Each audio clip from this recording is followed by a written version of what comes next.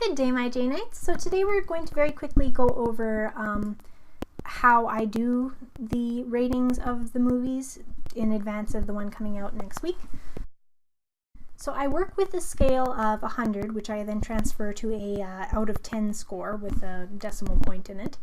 I have two kind of weighted sides. I have the quality of the movie itself, so this is things like, and I'm just going to look at my notes here so I don't forget something, the set and location, the plot development, the dialogue delivery, the flow of the movie, the wardrobe, the effects, the mood, and the acting quality.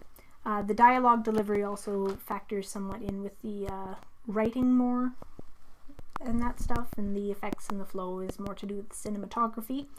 I'm not a film student, so as far as those things go, there's probably some people that would be a little more in-depth about those than me, but my greater concern is with the adaptation side.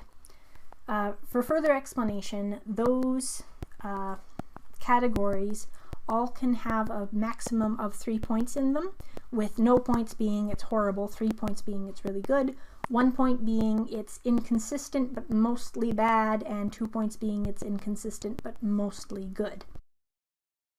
So that can account for up to 30 points. The rest of the points in sets of 3 go to another category, which is the larger amount, 69 points, for the adaptation of it.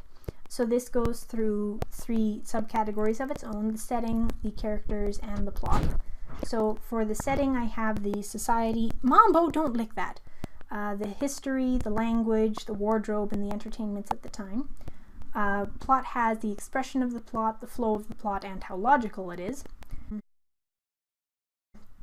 as well as the plot accuracy.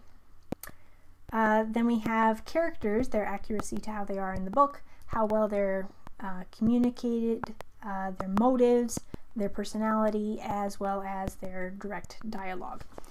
You will note that that only amounts to 99 points, and I said this is a 100-point scale. The last point is a discretionary point from me, mostly just did I like the movie or not.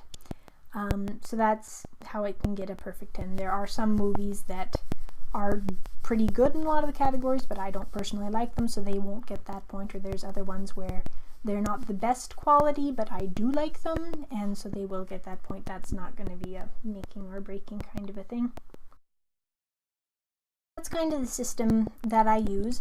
The reason why I do use a numbered system instead of just doing flat-out comparisons and going through everything every single time is that I am using the same source material over and over and over again, and this does make it a little bit easier to compare one adaptation of Pride and Prejudice to another, even if they are perhaps set in a different time period.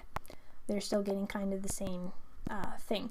The one note that I will make on this is that the setting criteria can actually change a little bit, just because if you have a modern adaptation where it's set in the modern day, there's certain parts of interactions between the characters or social expressions of the different status of them that don't necessarily translate, so you have to adjust those.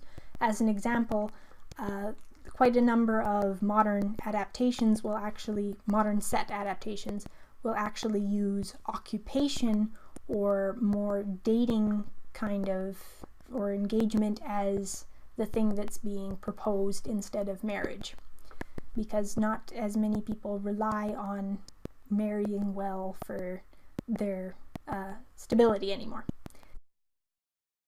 So at the time of this recording, I'm planning on doing about 3 videos a month, one of which will be the question and answer, one will be a commentary piece, and one will be a review comparison of one of the adaptations.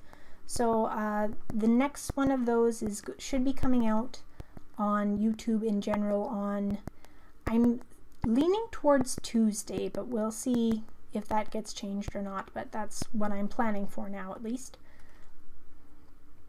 So, thank you for joining me. I remain as ever till the next time we meet, the Austin Reviewer.